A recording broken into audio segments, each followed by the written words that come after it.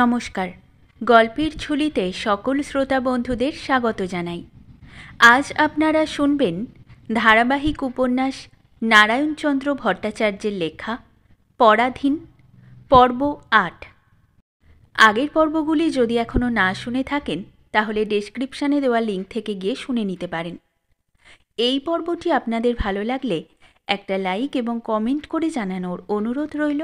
আর চ্যানেলে নতুন হয়ে থাকলে আরও গল্প শোনার জন্য চ্যানেলটি সাবস্ক্রাইব করতে কিন্তু ভুলবেন না। তাহলে চলুন শুনে নেওয়া যাক আজকের গল্প। মনোরমা যে ক্রমেই ক্ষেত্রনাথের উপর অনুরক্ত হইয়া পড়িতেছে, এ সন্দেহটা শুধু যামিনীনাথের নয়, করুণাময়ীরও মনে উঠিয়াছিল। সুতরাং তিনি এই অবৈধ ভালোবাসার বিরুদ্ধে স্বামীর নিকট অনুযোগ করিয়া তাহাকে বুঝাইতে চেষ্টা করিলেন যে এখন হইতে সাবধান না হইলে এই ভালোবাসার পরিণাম নিশ্চয়ই বিষময় হইবে। তাহাতে শুধু মনোরমাকে নয়, তাহাদিগকে পর্যন্ত শেষে অনুতাপ করিতে হইবে। দেবেন্দ্রবাবুও ইহা বুঝিলেন। বুঝিলেও কিন্তু কন্যার স্বাধীন ইচ্ছায় বাধা দেওয়া সঙ্গত বিবেচনা করিলেন না। তিনি শুধু ঈশ্বরের করুণার উপর নির্ভর করিয়াই নিশ্চিন্ত হইলেন। এদিকে যামিনীনাথও করুণাময়ীর নিকট উৎসাহ পাইয়া মনোরমার অনুরাগ আকর্ষণের জন্য চেষ্টা করিতে লাগিল। করুণাময়ী আকারে ইঙ্গিতে তাহাকে বুঝাইয়া দিলেন যে তাহারই সহিত মনোরমার বিবাহ হওয়া নিশ্চিত। তিনি তাহার ভালোবাসা পাইবার সম্পূর্ণ যোগ্য পাত্র। তবে সে যদি কিছু দোষ করিয়া থাকে তাহা বালিকা বুদ্ধি ছাড়া আর কিছুই নহে। করুণাময়ী নিকট এইরূপ আশা পাইয়া যামিনীনাথ নবোদ্যমে মনোরমার হৃদয় দুর্গ জয়ের জন্য উদ্যোগী হইল।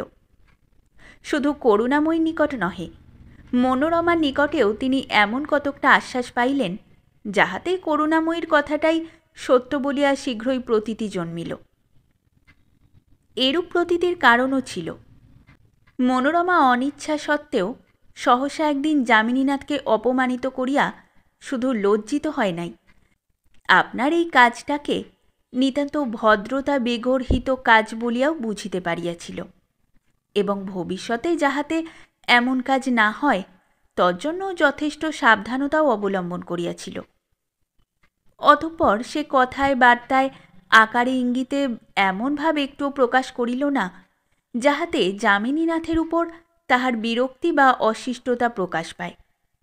যামিনীনাথ তাহার চেষ্টাকৃত এই সতর্কতাটুকুকেই অনুরাগের লক্ষণ বলিয়া বুঝিয়া লইল এবং এই অনুরাগ যাহাতে উত্তরোত্তর বর্ধিত হয় প্রাণপণে তাহারই চেষ্টা করিতে লাগিল। এই সময়ে ক্ষেত্রনাথও ছুটিতে দেশে চলিয়া গিয়াছিল। সুতরাং যামিনীনাথ অপ্রতিদ্বন্দ্বীভাবে মনোরমার হৃদয় সিংহাসন অধিকার করিয়া লওয়া খুব সহজ জ্ঞান করিল। এখন শুধু যামিনীনাথই মনোরমার কাছে আসিতেন না, মনোরমাও মধ্যে মধ্যে মাতার সহিত ঘোষ সাহেবের বাড়িতে যাইত। যামিনীনাথ গল্প করিতে বসিলে সে বেশ মনোযোগ সহকারেই তাহার গল্প শুনিতে থাকিত। কথার উত্তর প্রত্যুত্তর যাহা দিত তাহার মধ্যে শুধু প্রসন্নতাই প্রকাশ পাইত। একদিন মোটর কারে চড়িয়া যামিনীনাথের সহিত বেড়াইয়াও আসিত। যামিনীনাথ ফুলের তোড়া বা অন্য কোনো উপহার দিলে মনোরমা মৃদু মধুর হাস্য ও আহ্লাদ সূচক ধন্যবাদ সহকারেই তাহা গ্রহণ করিত। যামিনীনাথ হাত বাড়াইয়া স্বর্গ পাইত। ক্রমে উভয়ের ঘনিষ্ঠতা এতটা বৃদ্ধি পাইল যে করুণাময়ী উভয়কে সত্বর বিবাহ বন্ধনে আবদ্ধ করিবার জন্য স্বামীকে তাড়া দিতে লাগিলেন। যামিনীনাথ সেদিন মনোরমাকে সঙ্গে লইয়া ইডেন গার্ডেনে বেড়াইতে গিয়াছিলেন। দেশীয় ও ইউরোপীয় পুরুষ ও মহিলায় উদ্যান তখন এক অপূর্ব শ্রী ধারণ করিয়াছিল। অধিকাংশই যুগলে যুগলে ভ্রমণ করিতেছিল। তাহাদের মৃদু গুঞ্জনে কলহাস্যে নির্জীব উদ্যান সজীব হইয়া উঠিতেছিল। ধীর বায়ুপ্রবাহে যুবতীর অলোক মৃদু কাঁপিতেছিল। অপরাহ্নের স্নিগ্ধ রশ্মি আসিয়া পল্লবে পুষ্পে যুবতীর ওষ্ঠে গণ্ডে রক্তরাগ মাখাইয়া দিতেছিল। এক নিভৃত কুঞ্জের পাশে একখানা বেঞ্চির উপর বসিয়া যামিনীনাথ ও মনোরমা গল্প করিতেছিল। যামিনীনাথ বলিলেন, আমার বোধ হয় অবরোধ হতে মুক্তি না পেলে স্ত্রীলোকের সৌন্দর্যের পূর্ণ বিকাশ হতেই পারে না। মনোরমা বলিল, সেই মুক্তিতে কিন্তু নারীর নারীত্ব অনেকটা খর্ব হয়ে আসে। কথাটা শুনিয়া যামিনীনাথ এমনই বিস্ময়পূর্ণ দৃষ্টিতে মনোরমার দিকে চাহিলেন, তাহাতে বোধ হইল তিনি যেন মনোরমার মুখে এমন কথাটা শুনিবার প্রত্যাশা আদৌ করেন নাই। তাহার সবিস্ময় দৃষ্টিপাতে মনোরমা ইহা বুঝিল।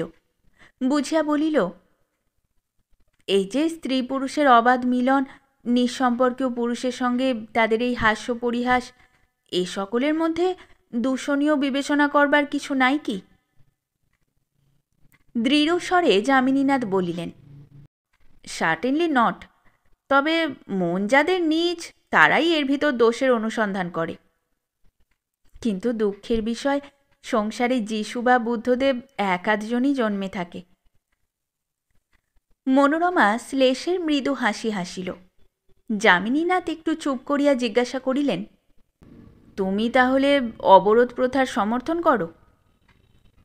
মনোরমা পার্শ্ব বিলম্বিত লতা হইতে একটা পাতা ছিঁড়িয়া লইয়া সেটাকে নখ দিয়া খুঁটিতে খুঁটিতে উত্তর দিল, সমর্থন না করলেও অন্তত তার ভিতর দোষের এমন কিছু দেখতে পাই না যাতে সে প্রথাটাকে তুলে না দিলে সংসারের একটা ঘোরতর অমঙ্গল হতে পারে।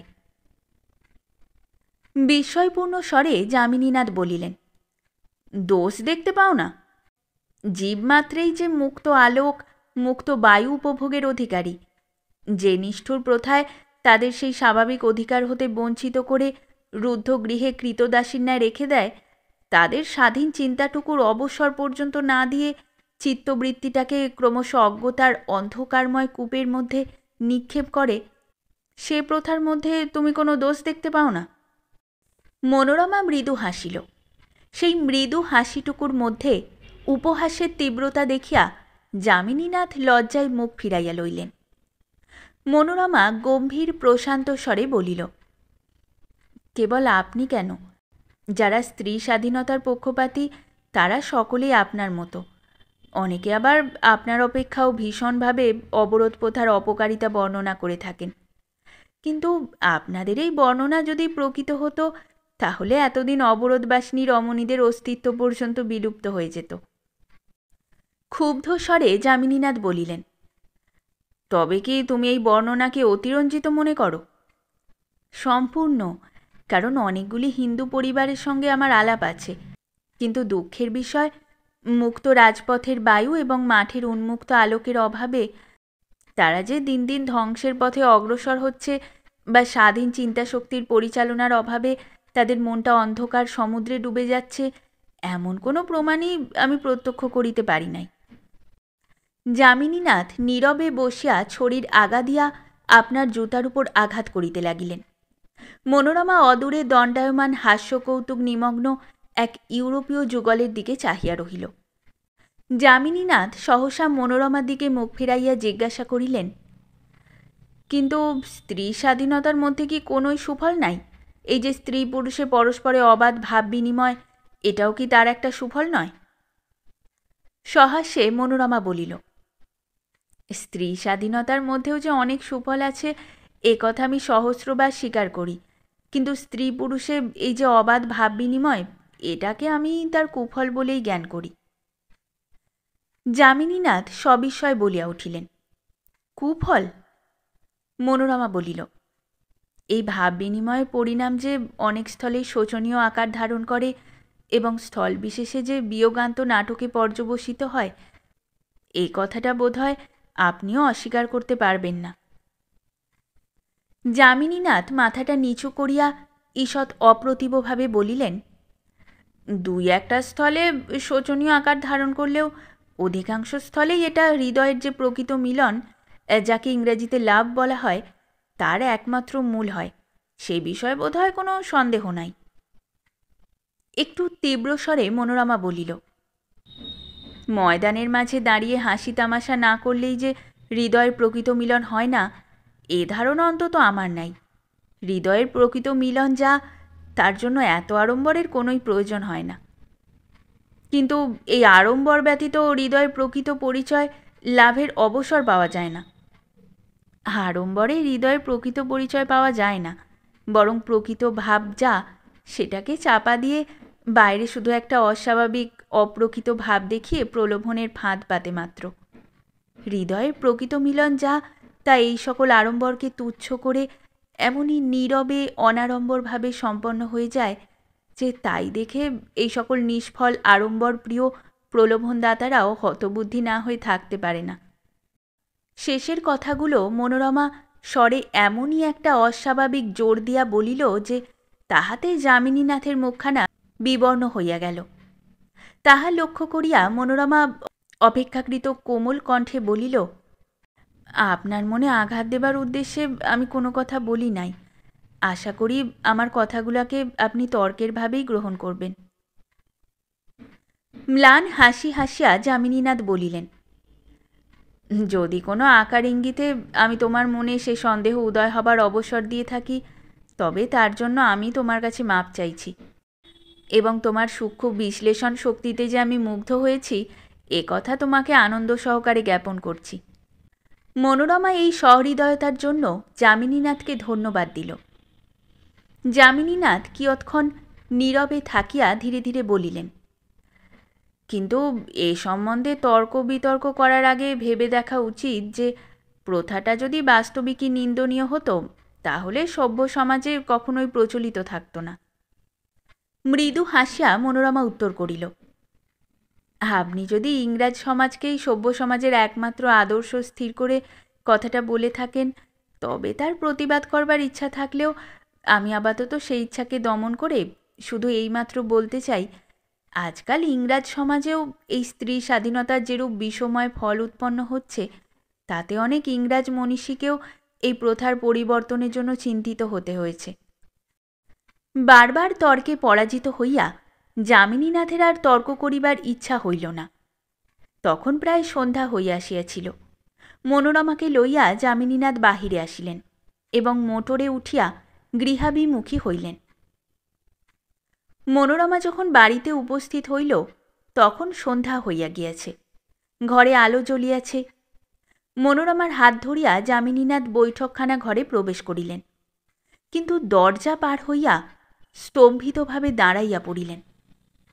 সহসা সম্মুখে প্রেতজনীর বীভৎস আকার দেখিলে মানুষ যেমন ভয়ে বিস্ময়ে শিহরিয়া ওঠে, যামিনীনাথও তেমনই শিহরিয়া উঠিলেন।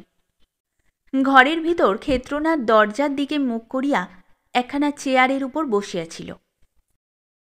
ক্ষেত্রনাথকে দেখিয়া মনোরমাও যেন একটু সন্ত্রস্ত হইয়া পড়িল।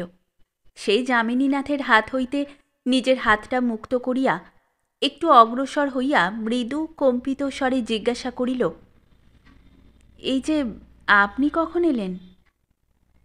ক্ষেত্রনাথ এতক্ষণ স্থির দৃষ্টিতে মনোরমার দিকে চাহিয়াছিল। এক্ষণে দৃষ্টি ফিরাইয়া গম্ভীর স্বরে উত্তর করিল, কাল এসেছি। একটু ইতস্তত করিয়া মনোরমা বলিল, ভালো আছেন? বলিয়া ক্ষেত্রনাথ চেয়ার ছাড়িয়া উঠিল এবং ধীরে ধীরে যামিনীনাথের পাশ দিয়া বাহির হইয়া গেল। যামিনীনাথ ও মনোরমা উভয়েই নীরব নিষ্পন্দভাবে দাঁড়াইয়া রহিল। একটু পরে যামিনীনাথ নীরবতা ভঙ্গ করিয়া বলিয়া উঠিলেন, লোকটা কি অসভ্য! একটা নমস্কার। বাধা দিয়া মনোরমা কঠোর স্বরে বলিল, মাপ করবেন, আমি বড়ই ক্লান্ত হয়ে পড়েছি, বিশ্রাম করবার অবসর চাই। যামিনীনাথের মুখখানা মুহূর্তে পাংশুবর্ণ হইয়া গেল, কিন্তু মুহূর্ত মধ্যে তিনি আপনাকে সামলাইয়া লইয়া ধীর গম্ভীরভাবে বাহির হইয়া গেলেন। মনোরমা অবসন্নভাবে একখানা চেয়ারের উপর বসিয়া পড়িল। দুর্গাদেবী জিজ্ঞাসা করিলেন, তোর কি হয়েছে খেতু? উদাস্বরে ক্ষেত্রনাথ উত্তর করিল, কিছুই না। আর তেমন পড়াশোনা করতে দেখি না যে। দিনরাত কি পড়াশোনা ভালো লাগে? না পড়লে পাশ করবি কি করে? পাশের ভাবনায় তো আমার রাত্রে ঘুম হয় না। ক্ষেত্রনাথের কথা শুনিয়া দুর্গাদেবী বিস্মিত হইলেন। যে ক্ষেত্রনাথ পড়ার জন্য আহার নিদ্রা ত্যাগ করিয়াছিল, সেই ক্ষেত্রনাথের পড়ার উপর এই বিতৃষ্ণার কারণ তিনি বুঝিতে পারিলেন না। জিজ্ঞাসা করিলেন, বাড়ির জন্য তোর মন খারাপ হয়েছে বুঝি? ম্লান হাসি হাসিয়া ক্ষেত্রনাথ বলিল, বাড়িতে মা বাপ ভাই বোন কত কি আছে, তাদের তরে মন খারাপ হবে বই কি জ্যাঠাইমা। এ উত্তরে দুর্গাদেবী শুধু অপ্রতিভ হইলেন না, একটু ব্যথিতও হইলেন। প্রসঙ্গটা ফিরাইয়া দিবার উদ্দেশ্যে বলিলেন, হ্যাঁ রে, দেবেন বাবুদের সঙ্গে দেখা করতে গিয়েছিলি? মুখ ফিরাইয়া লইয়া ক্ষেত্রনাথ উদাসভাবে উত্তর দিল, গিয়েছিলাম। তারা কি বললে? কি বলবে আবার? সে কি রে, কিছুই বললে না? এই তোকে এত ভালোবাসে? তাচ্ছিল্যের সহিত ক্ষেত্রনাথ বলিল, হ্যাঁ ভালোবাসে, তুমিও যেমন জ্যাঠাইমা। ওরা হলো ব্রহ্মজ্ঞানী, ওদের আবার ভালোবাসা, ওদের আবার আত্মীয়তা। বিস্ময়ের সহিত দুর্গাদেবী বলিলেন, আগে যে তুই ওদের কত প্রশংসা করেছিস। রাগতভাবে ক্ষেত্রনাথ বলিল, প্রশংসা করেছি বলে ওদের আর কোনো দোষ থাকতে নাই বুঝি?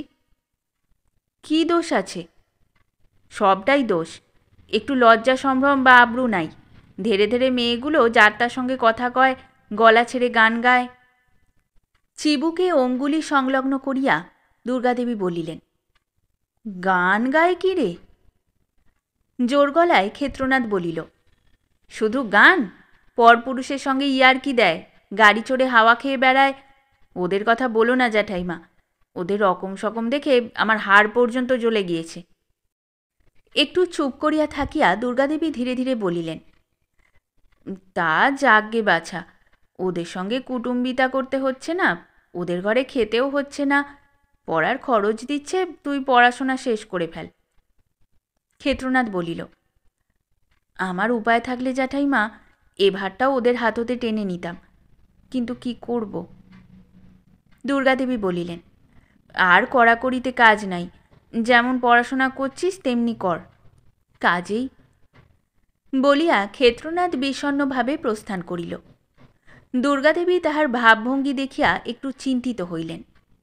যে ক্ষেত্রনাথ দেবেনবাবু ও মনোরমার প্রশংসায় শতমুখ হইত, সেই ক্ষেত্রনাথ কি জন্য সহসা তাহাদের উপর এতটা বিরূপ হইয়া উঠিল, অনেক ভাবিয়াও তিনি ইহার কারণ বুঝিয়া উঠিতে পারিলেন না। কেবল দুর্গাদেবী নয়, ক্ষেত্রনাথ নিজেও ইহার কারণ বুঝিতে পারিতেছিল না। দেশ হইতে ফিরিয়া সে যখন দেবেনবাবুর সহিত সাক্ষাৎ করিতে গিয়াছিল, তখন পর্যন্ত ব্রহ্মসমাজের কোনো আচরণই গর্হিত বলিয়া তাহার মনে স্থান পায় নাই। কিন্তু দেবেনবাবু বা মনোরমার সহিত সাক্ষাতের জন্য অপেক্ষা করিয়া সে যখন যামিনীনাথের হাত ধরিয়া মনোরমাকে গৃহপ্রবেশ করিতে দেখিল, তখন হইতেই তাহার মনটা এই সমাজের উপর খড়গহস্ত হইয়া উঠিল। রাগটা এত বেশি হইল যে মনোরমার সাক্ষাতেও সে আত্মসংবরণ করিতে পারিল না। একটা অস্বাভাবিক ঘৃণার ভাব দেখাইয়া নিতান্ত রূঢ়ভাবেই গৃহত্যাগ করিল। গৃহত্যাগকালে মনোরমাকে একটা নমস্কার করিয়া ভদ্রতার মর্যাদা রক্ষার কথাটা পর্যন্ত তাহার মনে রহিল না। সেখান হইতে বাহির হইয়া ক্ষেত্রনাথ সমস্ত পথটাই উদ্ভ্রান্ত চিত্তে অতিবাহন করিল। ছি ছি, ইহাদের কি একটুও সম্ভ্রম জ্ঞান নাই? এত বড় মেয়ে একজন সাহেব বেশধারী যুবকের হাত ধরিয়া তাহার সহিত অসংকোচে হাস্যালাপ করিতে পারে? কোনো হিন্দুর ঘরে এমন ব্যাপার ঘটিলে ওহ, সে কি ভয়ানক কাণ্ডই হইয়া যাইত। তাহা হইলে ক্ষেত্রনাথী কি এই নির্লজ্জ ব্যাপারটাকে এমনই নীরবে উপেক্ষা করিয়া আসিতে পারিত? কিন্তু এ যে ভিন্ন সমাজ, এ সমাজের কোনো কথায় কথা কহিবার অধিকার তাহার নাই। কিন্তু ব্যাপারটা কি সম্পূর্ণ নূতন? ক্ষেত্রনাথ কতদিন কত ব্রাহ্ম মহিলাকে নিঃসম্পর্কীয় পুরুষের সহিত ভ্রমণ বা হাস্যালাপ করিতে দেখিয়াছে, কিন্তু তাহাতে তো তাহার এমন রাগ হয় নাই। ব্রাহ্ম সমাজের উহাই রীতি বলিয়া সে ব্যাপারটাকে সম্পূর্ণ উপেক্ষা করিয়া আসিয়াছে।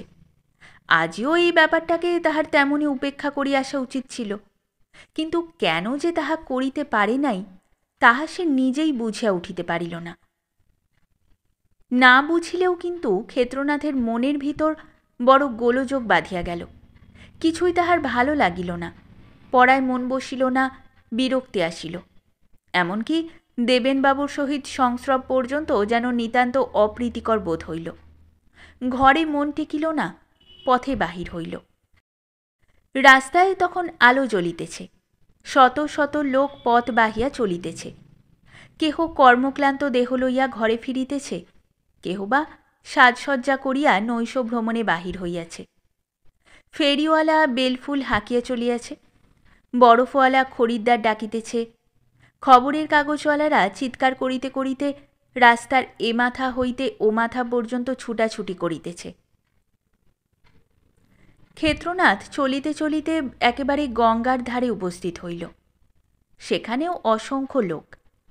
৫-৭ জনে মিলিয়া কোথাও খোশগল্প করিতেছে, কোথাও ধর্মচর্চা চলিয়াছে, কোন স্থান হইতে হাস্যের ফোয়ারা উত্থিত হইতেছে। ক্ষেত্রনাথ গিয়া একটা অপেক্ষাকৃত নির্জন স্থানে বসিল। অদূরে বসিয়া জনৈক যুবক ধীর মৃদু কণ্ঠে গাহিতেছিল, আমারে আসতে বলে এত অপমান করা। ভ্রুকুটি করিয়া ক্ষেত্রনাথ খানিকটা দূরে গিয়া বসিল। সে রাত্রে ক্ষেত্রনাথ ক্ষুধা নাই বলিয়া কিছু খাইল না, সকাল সকাল শুইয়া পড়িল। নিদ্রিতাবস্থায় স্বপ্ন দেখিল যেন তাহার একদিকে নিমি, অপরদিকে মনোরমা আসিয়া দাঁড়াইয়াছে। নিমি চোখ রাঙাইয়া মুখ ঘুরাইয়া বলিতেছে, মা তোমাকে এত খাওয়ালে, এত দিলে, আর তুমি আমাকে বিয়ে করে যেতে পারলে না, ছি। ক্ষেত্রনাথ ভ্রুভঙ্গি করিয়া মনোরমার দিকে ফিরিল। মনোরমা কিন্তু মুখ তুলিয়া চাহিল না, একটা কথাও বলিল না। নিমি দক্ষিণ হস্তে তর্জনী উদ্যত করিয়া শ্লেষপূর্ণ স্বরে বলিল, কেমন ওই ব্রেহ্ম মেয়েটার ভালোবাসা দেখলে তো, কেমন অপমান। উত্তরে ক্ষেত্রনাথ নিমিকে কি একটা কড়া কথা বলিতে গেল, কিন্তু বলিতে পারিল না। গলা দিয়া একটুও স্বর বাহির হইল না। নিমি হো হো করিয়া হাসিয়া উঠিল। ক্ষেত্রনাথ তাহাকে শাস্তি দিবার জন্য ধরিতে ছুটিল, কিন্তু 2 পা না যাইতেই পায়ে পায়ে জড়াইয়া পড়িয়া গেল। নিমি আরও জোরে হাসিতে হাসিতে ছুটিয়া পলাইল। ক্ষেত্রনাথের ঘুম ভাঙিয়া গেল। দেখিল রাত্রি প্রায় শেষ হইয়াছে। ময়লা ফেলার গাড়িগুলা বিকট শব্দ করিতে করিতে জানালার পাশ দিয়া ছুটিয়া চলিয়াছে। অবসন্নভাবে খানিক পড়িয়া থাকিয়া মনোরমা যখন মনটাকে স্থির করিতে পারিল, তখন সে আপনার এই আকস্মিক ভাব পরিবর্তনে আপনি লজ্জিত না হইয়া থাকিতে পারিল না। ছি ছি, তাহার একই দুর্বলতা! মাস্টার মশাইকে দেখিয়া সে এতটা সন্ত্রস্ত হইয়া পড়িল কেন? সে কি এমন অন্যায় কাজ করিয়াছে যাহাতে তাহার এতটা বিহ্বল হইয়া পড়া অস্বাভাবিক হয় নাই? তাহার অস্বাভাবিকতায় ঘোষ সাহেবী বা কি মনে করিবেন?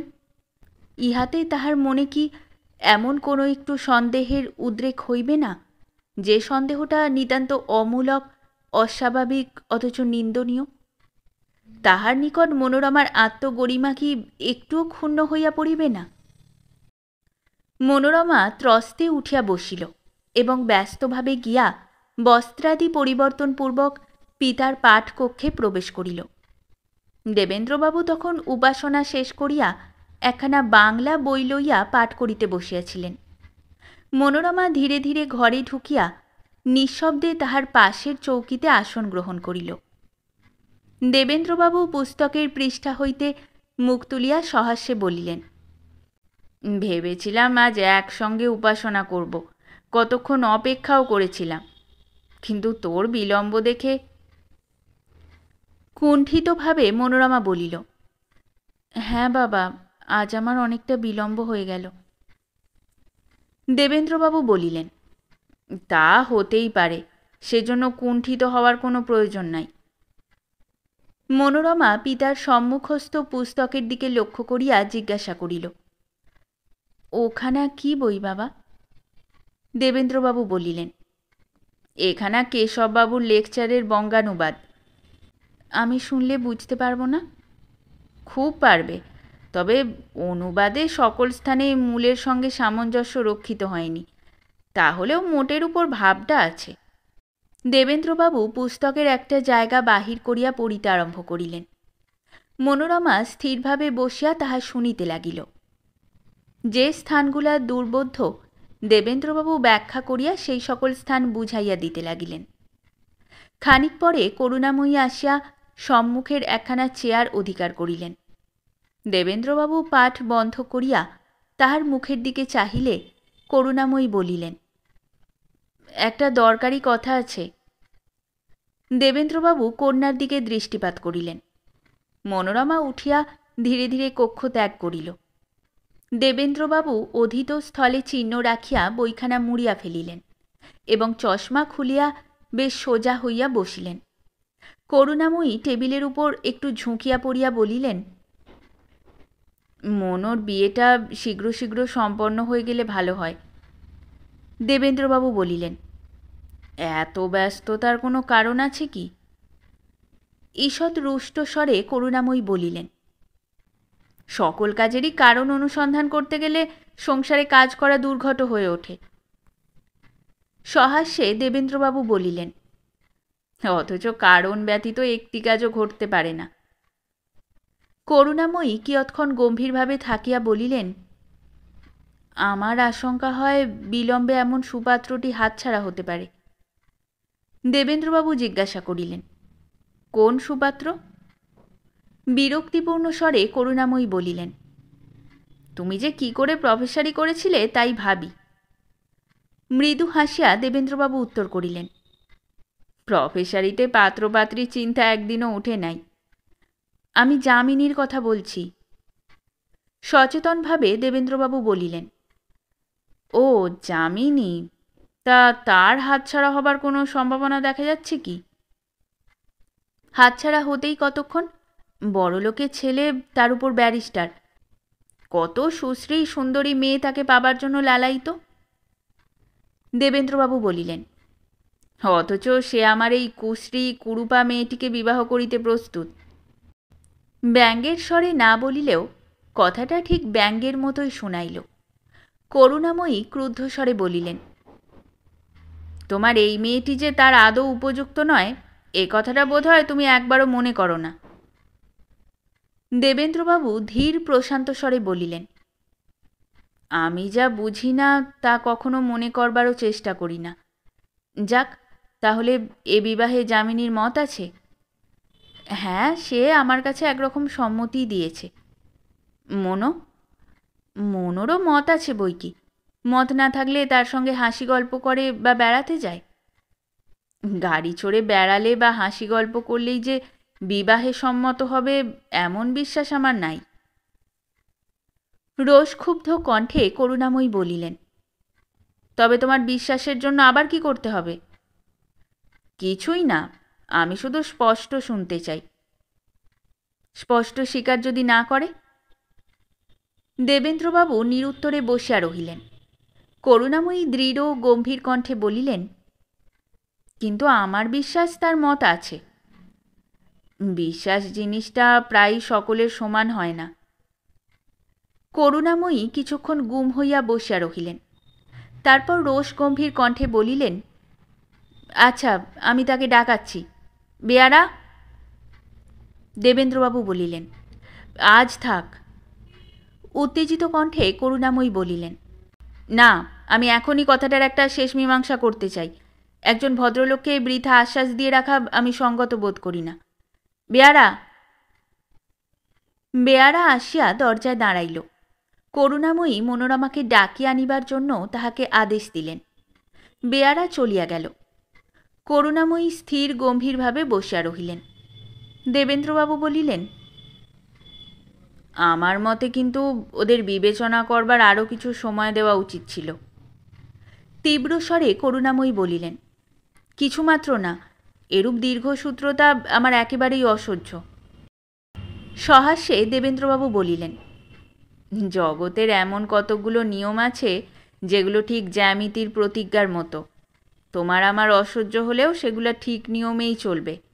তাড়াতাড়িতে শুধু মস্ত একটা ভুল হবে মাত্র। রোষপ্রদীপ্ত কণ্ঠে করুণাময়ী বলিলেন, হয় হোক, আমি কিন্তু আর এক মুহূর্ত সময় দিতে প্রস্তুত নই। এ ব্যাপারে আজই যা হয় একটা নিষ্পত্তি হয়ে যাক। দেবেন্দ্রবাবু আর কিছু বলিলেন না। একটু পরে মনোরমা আসিয়া তাহার পাশে দাঁড়াইল। করুণাময়ী তাহার মুখের উপর তীক্ষ্ণ দৃষ্টি স্থাপিত করিয়া গম্ভীর স্বরে জিজ্ঞাসা করিলেন, আমরা যামিনীনাথের সঙ্গে তোমার বিবাহ দিতে ইচ্ছুক। আশা করি এ বিবাহে তোমার। বাধা দিয়া দেবেন্দ্রবাবু বলিলেন, এত ব্যস্ত না হয়ে। তীব্র কণ্ঠে করুণাময়ী বলিলেন, এর নাম ব্যস্ততা নয়, কাজ। তারপর কন্যাকে সম্বোধন করিয়া বলিলেন, খুব সম্ভব এ বিবাহে তোমার কোনো আপত্তি থাকতে পারে না। মনোরমা নত মস্তকে মৃদুস্বরে উত্তর দিল, না। দেবেন্দ্রবাবু বলিলেন, এ সম্বন্ধে আমাদের উপরোধ অনুরোধ কিছুমাত্র নাই। তুমি তোমার নিজের সঙ্গে বেশ বোঝাপড়া করে। মনোরমা তেমনি নত মস্তকে মৃদু কম্পিত স্বরে বলিল, আমি বুঝে দেখেছি বাবা।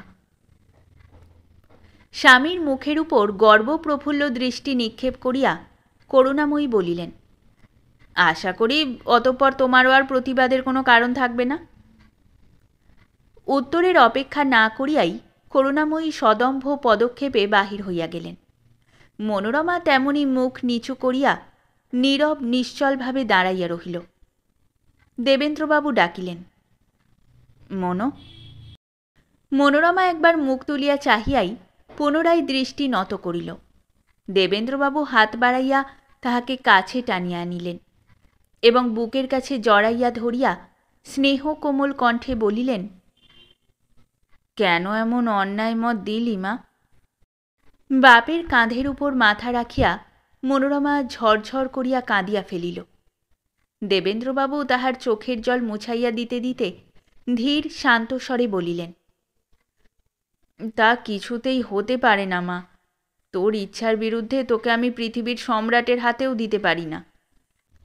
অশ্রুরুদ্ধ কণ্ঠে মনোরমা বলিল, কিন্তু বাবা, তাতে তোমাকে যে লাঞ্ছনা ভোগ করতে হবে। ঈষৎ হাসিয়া দেবেন্দ্রবাবু বলিলেন, আমার লাঞ্ছনা? সন্তানের জন্য কত লাঞ্ছনা সহ্য করা যায় তা ছেলে না হলে তো বুঝতে পারবে না মা। মুহূর্তের জন্য মনোরমার অশ্রুসিক্ত মুখমণ্ডল মৃদু হাস্যজ্যোতিতে উদ্ভাসিত হইয়া উঠিল, যেন মেঘাচ্ছন্ন দিনের উপর ক্ষণিক মেঘমুক্ত সূর্যের আলো আসিয়া পড়িল। দেবেন্দ্রবাবু স্নেহ প্রফুল্ল দৃষ্টিতে কন্যার মুখের দিকে চাহিয়া রহিলেন।